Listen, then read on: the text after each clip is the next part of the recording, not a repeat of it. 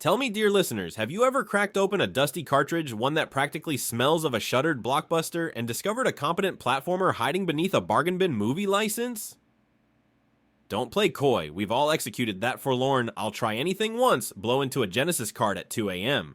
Three Ninjas Kick Back is exactly that brand of late-night fever dream, equal parts Saturday morning sugar rush and direct-to-VHS kung foolery. Picture it, three suburban brothers trained in the art of stealth, flinging bow staffs, katanas, and twin sai like they're auditioning for American Gladiators, Shinobi Edition, all while the in-game soundtrack cheerfully insists that you are experiencing something culturally authentic. Why is a samurai dagger locked behind spikes that would make Bowser blush? Why do baseballs count as shuriken? And, most importantly, why was this thing bundled with Hook on Sega CD, as though Peter Pan and preteen ninjas were a time-honored cinematic universe?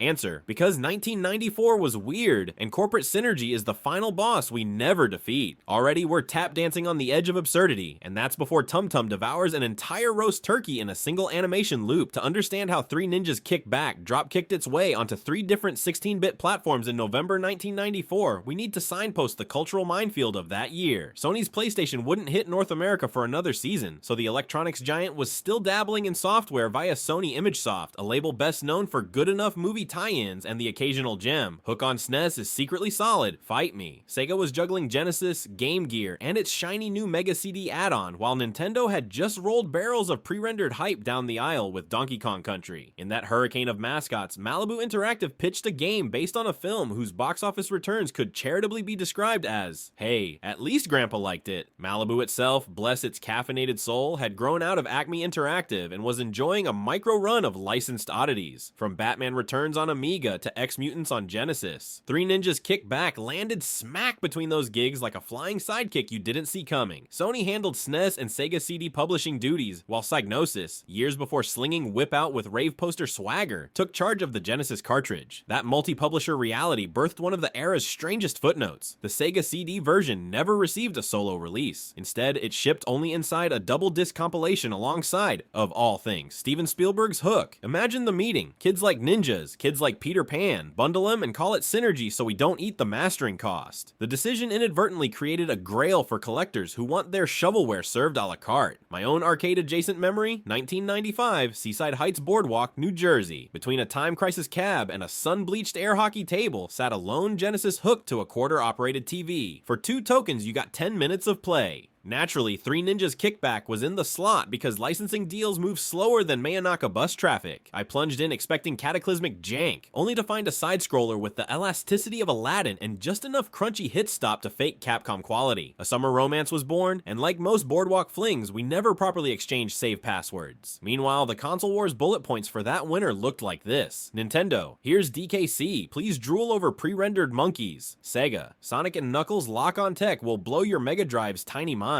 Sony ImageSoft, we have child ninja siblings who quote faux Confucius wisdom, plus a cameo by a hawk the size of a Miata. Is it any wonder Three Ninjas Kick Back was relegated to the we'll get to it after Christmas stacks at Toys R Us? Yet that same invisibility shielded the game from the cynical glare that kneecapped so many tie-ins. Historical footnote, this was also the era when Shaq Fu convinced us that every PG-13 franchise deserved a platformer. Suddenly a humble ninja trio seemed almost artisanal by comparison. Let's drop the shuriken and talk shop. The very first screen asks you to choose Rocky, Colt, or Tum Tum, because character select rosters are apparently cooler than unified protagonists, says the guy who spent his entire adolescence swapping turtles in TMNTI 4 just to hear different grunts. Each brother offers subtly distinct hitboxes and attack arcs. Rocky swings a deceptively rangy bow staff, ideal for smacking rooftop pigeons before they can do that thing birds love, namely screen space denial with bodily fluids. Colt gets a katana whose wind-up frames are practically a Dark Souls parry in training. This boss has more I-frames than a 3.5 D&D monk on haste. And Tum Tum dual-wield Sai, their stubby reach offset by Quicksilver attack speed that makes him the in-house speedrunning pick. Wikipedia level design leans into multipath verticality. Think Shinobi the Third, but with fewer wall jump aneurysms. 4 stages fold upward and downward like origami gone rogue. rogue. Secrets lurk above scrolling treetops, health sushi hides under pressure plate boulders, and rope ladders taunt you with 1-pixel grabs. Whenever the screen scrolls horizontally into an ascent, a flute riff reminiscent of The Legend of Cage whistles through the synth chip, as if the composer scribbled vaguely Asian on a post-it and called it a day.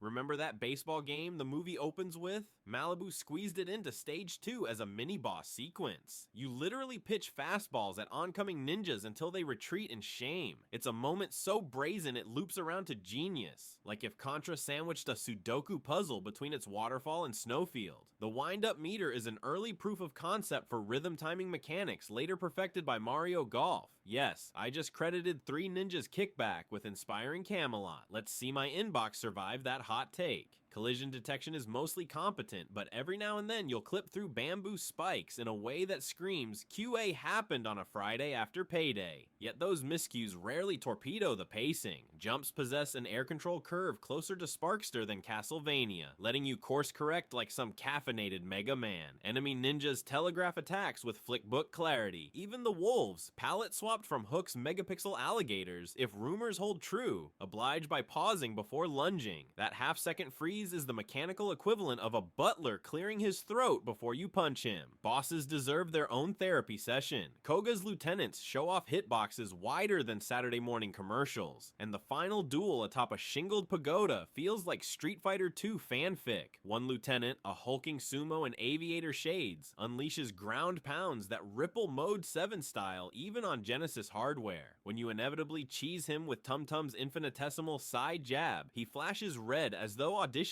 for an NS boss meltdown. Retro recursion at its finest. Co-op mode, accessible via 2-player on SNES and Genesis, is the peanut butter to the mechanic's chocolate. Having Rocky clear aerial threats while Colt body checks foot soldiers plays like a kid-friendly sibling of Gunstar Heroes' free shot plus force duo.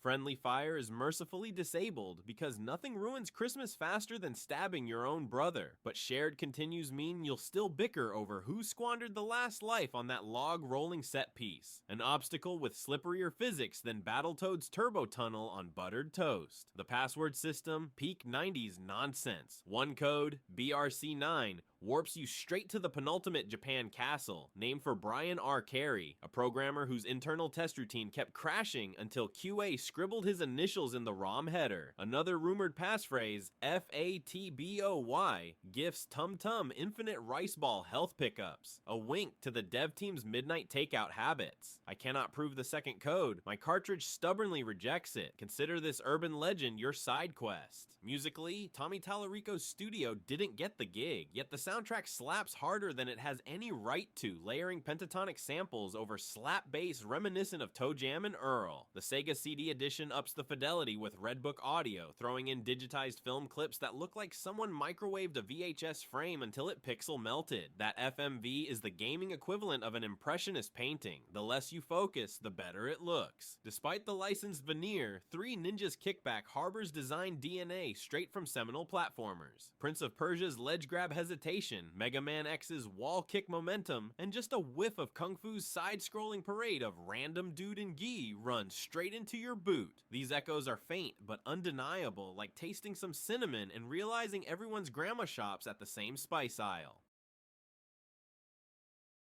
Here's the cosmic joke. While the film collects dust on late-night cable, the game enjoys a micro-cult among speedrunners who crave its tight hit stop and stage wrap glitches. A Japanese runner known only as Colt Chan once clocked a 22-minute completion on original hardware, resetting twice because the Game Genie jammed. True story, told to me in the back alley of a Discord server. Yet outside that Discord dojo, the title's footprint is a faint boot mark beside flashier contemporaries. No modern re-release exists. Licensing across Sony, Disney-adjacent Buena Vista, and the ghost of Psygnosis is a Gordian knot lawyers won't touch, hence the cartridge's aftermarket spike. Genesis copies hovered at $15 loose for years before TikTok nostalgia mined millennial childhoods. Today, a clean SNES cart can fetch triple that. Collectors whisper about a cancelled European PAL build. The fabled Euro Ninja prototype glimpsed at a 1994 CES kiosk before disappearing into Santa Monica storage. storage. Whether it's real or not, the tale fuels forums like the Loch Ness Monster fuels Scottish tourism. Design-wise, you can spot Three Ninjas Kickback's fingerprints on later kid martial arts outings. The Power Rangers The Movie Brawler by Ben Presto lifted its multipath climbing sequences wholesale, and I will die on that comparative hill. Meanwhile, the Baseball Meat Boss Fight mutated into rare novelty minigames in licensed fare. Space Jam on PS1 says hi. Yet the mainstream narrative frames Three Ninjas Kickback as a passable platformer unworthy of retrospective ink, which, frankly, is why writing about it feels like smuggling contraband cinnamon rolls into a diet convention. More intangible is how the game serves as a time capsule of Sony's pre-PlayStation experimentation, back when the company dabbled in Sega hardware and published Mickey Mania alongside Bram Stoker's Dracula. Sony's willingness to double dip across competitor consoles foretold the cross-platform push that would define mid-2000s publishing. Malibu Interactive folded into THQ by 1995, but a handful of its devs surfaced later on high-profile projects. Red Faction, Saints Row, carrying lessons learned from making adolescent ninjas feel nimble on 16-bit silicon. That design philosophy, make movement feel good first, figure out branding later, is one we still see in modern indies like The Messenger and Cyber Shadow. Coincidence? Maybe, but coincidences stack up like pizza boxes in my recording booth, so where does that leave us? In the grand dojo of licensed games, Three Ninjas Kickback is neither a black belt master like GoldenEye